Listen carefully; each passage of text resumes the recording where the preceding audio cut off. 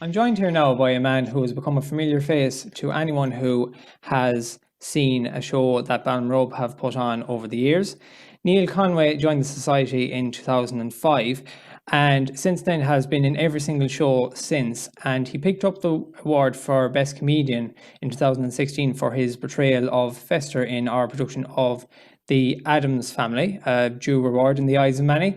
And he also picked up an award for Best Comedian at last year's ceremony for his portrayal of Max Bialchik in Marion Cole Society's production of The Producers. And Neil is here with me now. How are you keeping, Neil? Not too bad. How are you doing? Not too bad, no. Just managing, I suppose, no more than ourselves. So, Neil, just to start off, you might just can you just tell us how you got into musical theatre initially, and how you ended up joining Ballinrobe Musical Society back in 2005? Oh, I mean, musical theatre in general. I think everybody starts in primary school with nativity plays and different things, and I used to sing in choirs and things like that. But then when I was in secondary school, there was a big sort of musical tradition in Jarlath's that had been going on for 50 years. And when I did my first musical in Jarlath's, it was the 50th Jarlath's show, and Noel Curran was a teacher in Jarlath's, and Joe Donoghue was my English teacher, and between them they directed and musically directed three musicals that I was in school, and I enjoyed them so much that when I left school, I got a job, but I took part in amateur dramatics, and I was living in London, and I did a whole line of shows in London until eventually one of the people who ran one of the groups, it turned out, was a lecturer on a performing arts course and suggested that that might be a good degree for me. And I ended up doing that degree. And when I finished that degree, I think my family were in the process of moving back, and I came to Ballinrobe initially to spend a year to decide where I was going to move to, where in the world. And I had been here, as a teenager, but initially I had thought that I would use that time just to make my next plan. But then I took part in the show that year, which would have been February 2005. And when I first walked in, Peter Kennedy was directing, and I didn't know anyone. And I knew Catherine, of course. She had been involved and had suggested I go down. And I was standing in the corner, kind of saying hello to people and who are you and stuff. And Peter Kennedy walked over and he said, oh, probably something I can't say on the recording. Hmm. He said, you're a something or other. And I said, what? And he said, in the show. That's who you'll be in the show. And then I played the part of that terribly racist man in Ragtime. And but I had such a good time then that I slowly but surely, I think in huge part due to the musical, made my home here. Yeah. Yeah, and were you always drawn towards kind of playing lead roles? Was that something you were comfortable with from very early on? I suppose I wasn't. I mean, when I first got the first show I did in Jarlath's, it was the Mikado, and I played the part of Nankipu, and I was very comfortable when we got to do the show. I was in my element, but early on in the rehearsal process, initially it was a show with the boys from Jarlath's and the girls from the Mercy. But initially, the first time we just gathered all the guys together, and I had to sing the opening number, "A Wandering Minstrel I," and then they would join in as a big chorus number as well. And I remember the first time I did that, I was incredibly nervous that I was sort of slightly, hunched, and my voice didn't come out properly. To the point where some of the lads would be thinking, how did he get that part? And because for some reason that seemed to be a hugely nerve-wracking thing to do to me. But performing on stage under the lights, no, that was never an issue. It was suppose it was just justifying your place, with your peers. And once I had a good, few rehearsals where you're doing well at it, and then that was over, the actual going in front of the audience, no. There's a sort of excitement about that, which is nerves, but it kind of feeds your performance. You kind of need it, I think. Yeah. But in terms of wanting it, yeah, I suppose I always did want to play a part. Yeah. Yeah, and is it always easy for you to pick out the part you want in a show before you audition? No, it's not. Often it is. Sometimes sometimes I won't know anything about the show and I have to look it up and things, but that gets easier, I think, as time goes on. Not so much, because there's two ways to think about it. One is, which part would you like to play? And the other one is, which part do you think you'd actually get? Who else is going for it? Who have we got this year? Have we got any number of people that could play, a male lead, I suppose, to be to someone that would get the part over me. So who have we got? What age ranges have we got? Who's thinking of going for the show? And then you can kind of cast it, I suppose, in your mind out of what balance of people might play the parts, and then where would you fit into that? And so it can be affected sometimes by who I know is going for what other parts in. But then every now and then, I might have a go. I'll take a bit of script and I'll have a go at doing a line. And normally one of them will stand out as one that comes naturally to me. And then that might be the part that you might have chosen or not chosen. But if it's the one that comes naturally to you, that's the one you have to go to. That's the one you have to go for. Yeah, and give us an idea about how you would go about, say, preparing a part. Like, obviously, with musical theatre, it's not just acting. There's also obviously a lot of singing involved as well. But how would you go about preparing it from once you know you have a part? Well, I suppose, yeah, a lot of it is beforehand, just to check that you actually have the musical range to sing all the parts. But once that's all done and you've actually been given the part, then well, I suppose it depends on the show. Like, if it's a kind of show where there are recordings available for you to watch it, I would often watch a few different people play the role. This is in recent times now, I suppose. I would watch a few different people play the role, particularly if it's a famous show. People might have ideas already about what they're going to expect. And I will sort of, the bits that I enjoy the most, I'll try and roll them into one. But that doesn't mean I'll succeed in doing that. But I will, that's where I start, where I'm trying to have an element of, like, so this year just gone, I initially started out with watching, I watched different clips of different people that had played the Pirate King through the years. Now, I had seen the show before, and I'd also performed in the show before, but I hadn't played the Pirate King before. And so I remember the Pirate Kings that played it opposite me in the past. And I had seen other versions, and I watched particularly the Kevin Kline version.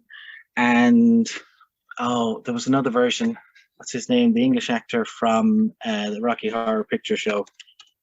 I'll have to look him up. What's his name? I can't think now. But he played the Pirate King in another version. And I liked elements of both. And so I was trying to add in some sort of parts of Tim Curry into a Kevin Kline type thing. But there's only so far I can go with it, because a lot of the way it's done is in the physicality. That a lot of the reason they were able to pull off different lines the way they were is because of how they looked, how they moved, how they did everything. And so then what it ends up coming down to is you try things in rehearsal. And I find that one of the great benefits of having done years of shows is that people give you an amount of room to try things. So this year, or well, any other year in the last 5 years in particular, directors are kind of, well, try that. and try this and try. And so at different rehearsals, you're kind of playing different versions of the same characters and seeing what works. And then the closer you get to the show, you try and nail it down. This is the version.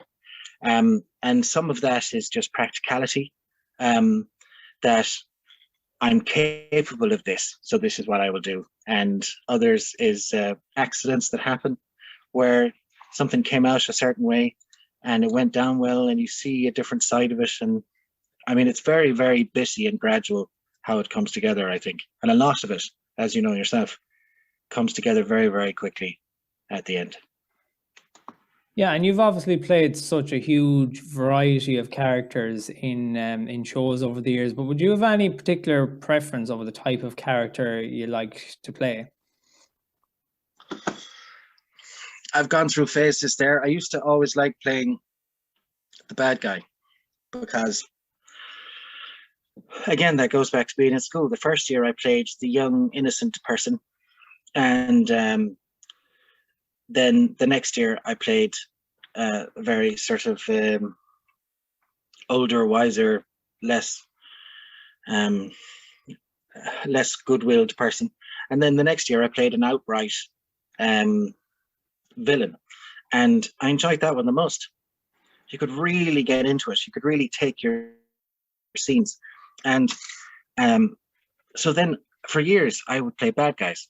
And part of that is size. It fits into the script that, you know, if you're a bit wider than the hero, it looks good, you know, for the hero villain relationship. But that seemed to work. I enjoyed the sort of encapsulated scene where you're not carrying the show, but you have this thing to do, and it's kind of exaggerated, and it's and intense. And then you leave the stage. But for the bit that you're on it, you sort of own it. I used to enjoy that greatly. And then I played a number of romantic leads as well. There can be a great enjoyment about that. I suppose what I've enjoyed most of all is in recent times, I've noticed that I really enjoy the comedy side. And in many ways, that's allowed me to appreciate how you should play a romantic lead or how you should play a villain. But the comedy side seems to have come together for me in the last half a decade, and I do like it.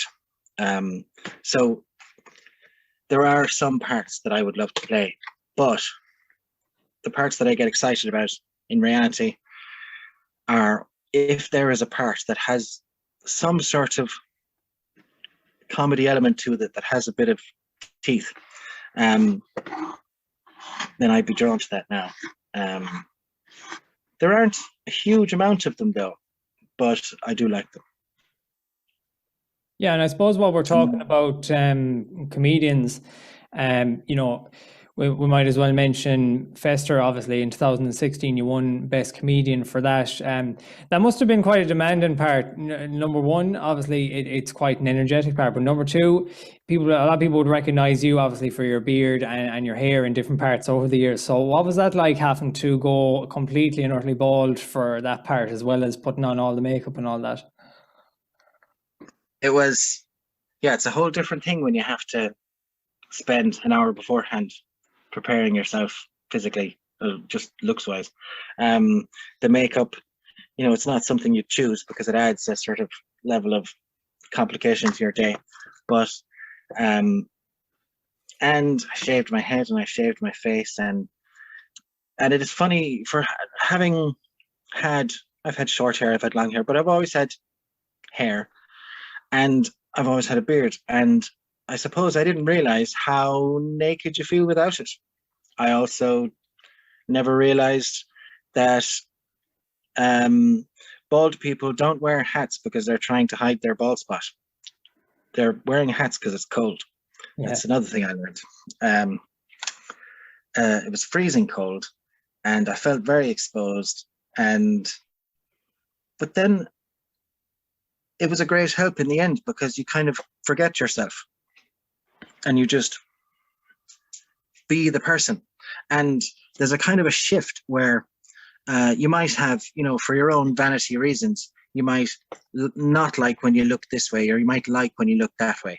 But when you're in a part, particularly a part like Fester, some of the stuff that you might think, oh, I don't like, I wouldn't want to come across that way, or I wouldn't want to look like that, that you might think of normal times, now you want to look like that. You want to come across like it because that suits the character, because that's funny, or that shows whatever it is that you're trying to achieve, and you kind of let go of your vanity, and it was great for that. And that's been a help ever since, just to be sort of relaxed and comfortable with yourself, that you can kind of just not be worried about anything and just be fully in the part. Also, the voice, even though I don't speak like that as such, it did fall into my range just nicely. In fact, like, there's an example of what I was saying earlier, was that on some level I wanted to play Gomez, but I didn't even audition for it, I don't think, because once I had to go at doing the voice, at trying to deliver a line, Fester came to me immediately. Yeah. Yeah, and then there was no question. I had to go for that part.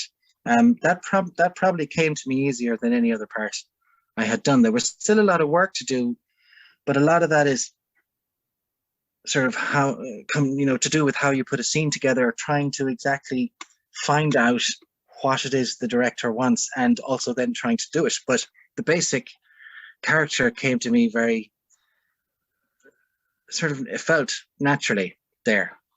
There were difficult parts, I suppose, but and then there was a great freedom to it, and I was also given great freedom to sort of interpret elements of it within the vision, but to interpret elements of it, and to allow any sort of natural impulse that came out to go with it. And then anything that directors didn't like, then that could be edited afterwards. But to try everything, and it really felt like we worked on that as a group, and that's in many ways one of my fondest memories. That's probably a question later, but is from that show, that every night before we went on, we were, the people who were playing members of the Addams family would be backstage, because at the very beginning of the show, we came out first. And we were the only people at the very back of the hall, at the very back of behind the back of the set. There was a lot of other people there, but they came on mostly from the sides. Yeah. And so we were at the back on our own. I can hear Sorry? I can hear the music already. Jeez, it was a great show. We were at the back together, and I'd hear Trevor out the front saying, round of applause, or welcome. I can't remember the specific words, but what I remember is him saying, "The Addams family." And every night, we were all backstage looking at each other. And when he said that, we'd get into lines, we'd get into our sort of form for going on. And I would turn to Pugsley, the lad James, who was playing Pugsley, and just say, "That's us." Because we were the Addams family. And there was something about that was perfect to make you feel the way you needed to feel before you walked on the stage. And then it sort of set us up for the whole evening, that we were a unit, which is great for going on stage and relying on each other, that you feel that you're like a family, but also like like soldiers, entirely dependent on each other, reliant on each other, and sort of together. And it was nice. Yeah, and what did it feel like to win Best Comedian for that award at the Ames Awards that year? It was actually Best Actor in a Supporting Role. Oh, apologies, yeah. Oh no, yeah, it was a Best Actor in a Supporting Role, and I got the Best Comedian this year. But it was weird in a way, but it was great. It was confirmation that you didn't know you were seeking. You know, it was you're very happy with how it went, and then you get this stamp of approval, which is like a confirmation. Yes, all the good things you were thinking, they're true. You know, in a moment, like first with the nomination, and then in the moment when we're standing on the stage, it was like holding, you know, two different realities in your mind. One in which, not one in which you win and one in which you get a runner-up, but one in which you were as good as, better than you imagined, and in the other where you were not as good as you imagined, or not as good as you might have imagined since you heard the reports. And then in that moment when they called my name, it was like, this is real, or something like that. It's an odd thing to try and explain, but again, I'm sure there's a lot of hormones that are released, but I just felt great. I felt like, I don't know how people feel when they win an Oscar or whatever is the highest honor in their field, but it feels pretty good to win an Ames Award. Yeah. Yeah, I can imagine. And what would you say is your most challenging role over the years, Neil, in any show you've been in? I mean, I suppose there's different challenges, different shows. Like, so this year playing Max Bialystock, that was a huge challenge for a different reason than I've seen before. Some shows, the challenge is actually trying to get the character together. I had some of that challenge in the Pirates of Penzance this year, where I was trying to exactly nail down exactly what is my Pirate King going to be, so that you can get to the point where you're almost improvising because all the character traits are set. But with Max Bialystock, it was an entirely different challenge, which is, it made me notice things about myself that I didn't realize I was doing at all. For instance, apparently, when I'm doing a show, I tend to run the lines in my head before I go on and do a scene.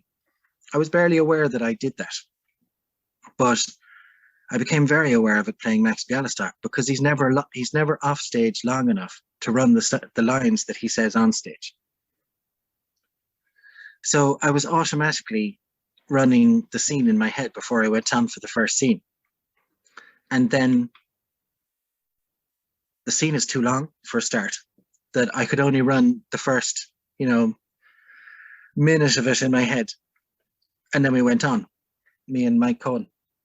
And then that scene is 18 minutes long. And I had the sensation, it's like not being prepared. It's like not knowing your lines, because if you're in the middle, you'll be leaning in, there's a timing of putting your foot on the table and saying a line, and it's kind of a joke. And then you sit on the couch and you get up.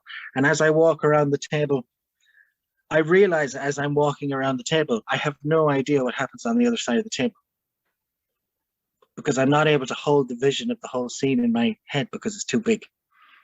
And then as I get around the table, the next bit is revealed to me, by my brain or by the music or whatever. And you just go straight in, and it's very, very fluid, and you run through the whole thing. But it's almost like you're doing it for real, because there's no time to prepare for it.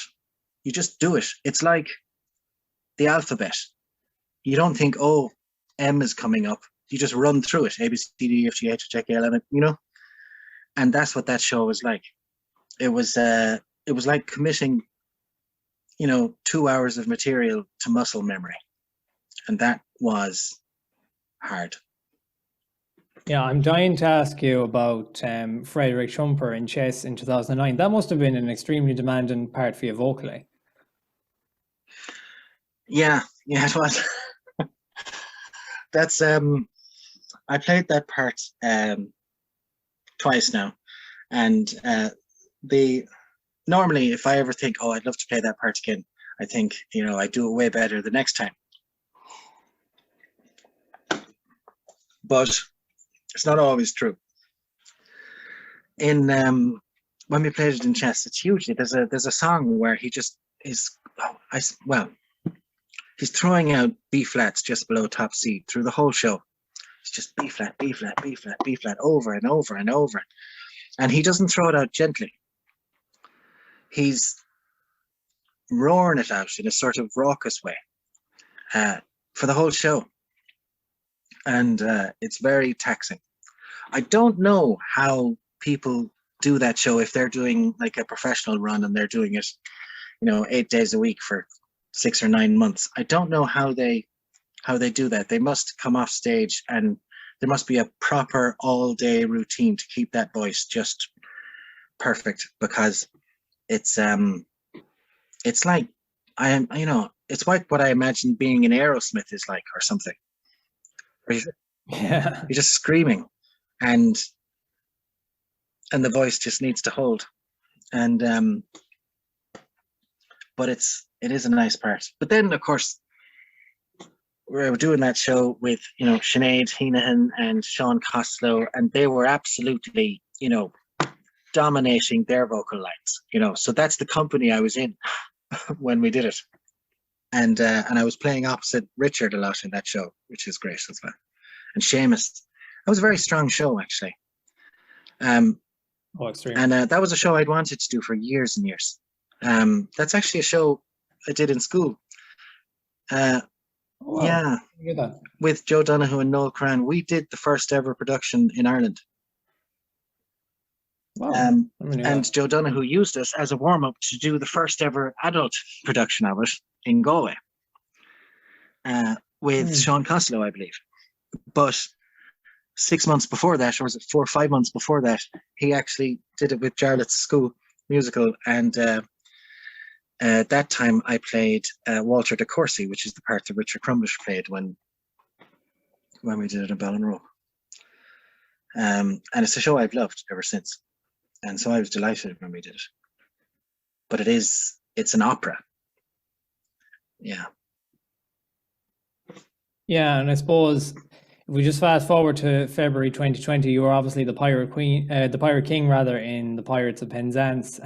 A month later, I think we were all pretty much brought back down to reality after that. So, what's it like for you, Neil, given that you've been in shows for so long, not having a show to be part of for the foreseeable future, anyway? Well, I was thinking about this. Sort of realizing, okay, so I'm not going to do a show in 2021, in all likelihood. And I'll be showing my age now, but presuming I don't do a show in 2021, 2021 will be the first year that I haven't done a show since 1992. Wow.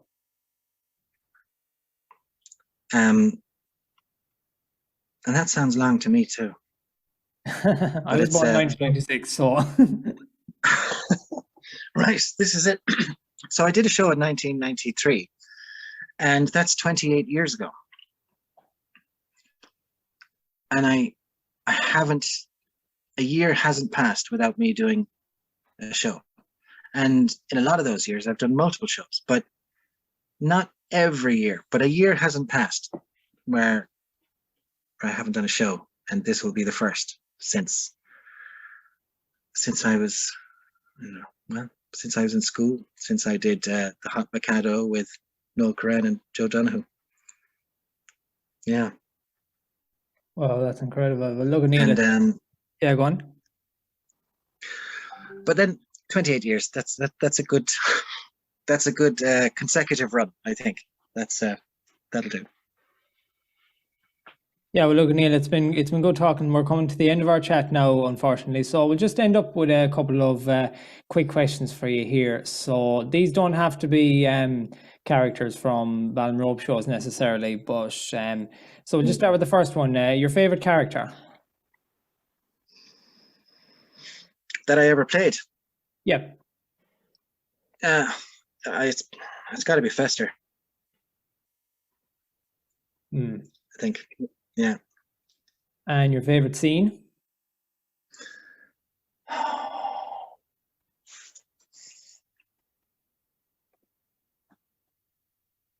Oh, that's difficult. I loved the scene in Adam's Family when we were at the table, at the dinner scene, the end of Act One, and there were some scenes in The Producers as well. Some lovely scenes in a lot of shows. Actually, the most scene I was most impressed with is one I saw, not one I was in. Now, we did the show as well, but the version I saw nailed this scene. It was the courtroom scene in Tale of Two Cities when they did it in Galway. Right. And there was a thing where the main character was pretending to be drunk, and he was drunk. He was pretending to be drunk, but in a way which was very cleverly defending the client perfectly. And however they did it, that was Alan Graney actually, however they did it, I couldn't believe what I was seeing. And the other thing I saw, which was probably the best thing I ever saw, was Chicago and Loughrea. Mike Cohen playing, oh, what's his name? The lawyer, anyway, in that. And he had the leading girl on his knee, and he was operating her like a puppet. Do you know the scene? Yeah, I think I vaguely remember. Yeah, I've only seen it. But I had seen it on Broadway shortly beforehand, and the way they did it, the way Mike and what's her name? She's a fantastic actress. The way they did that scene was Broadway didn't touch it. It was, I couldn't believe what I was seeing as well. I suppose they're the two times I was most impressed anyway. Your favorite show? I have a real soft spot for The Mikado. I think I imagine because it was my first, but I love it. Yeah. Your favorite song? Oh, it's terrible. I wish I knew that was coming because I'd look up the name of it. There's a song in Tale of Two Cities that Dave Langan sang. I can't recall. Song. Oh, I can't recall. That's got to be up there. Yeah, it is a beautiful one. Yeah. Yeah. Okay, and finally, your favorite memory from your time in Ballinrobe Musical Society? I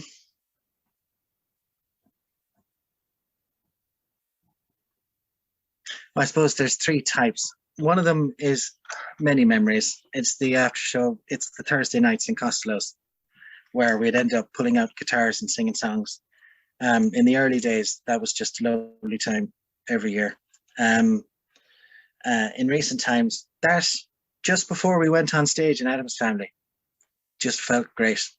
And of course, there was something special about winning the award in 2016 for Adam's Family as well. That was nice. Yeah. Listen, Neil, it's been great chatting about the old times, the new times, and hopefully we'll be back on stage, hopefully within the next year or so or sometime in the future. Listen, Neil, stay safe and God bless. Hopefully. Thanks very much. Cheers. Thank you.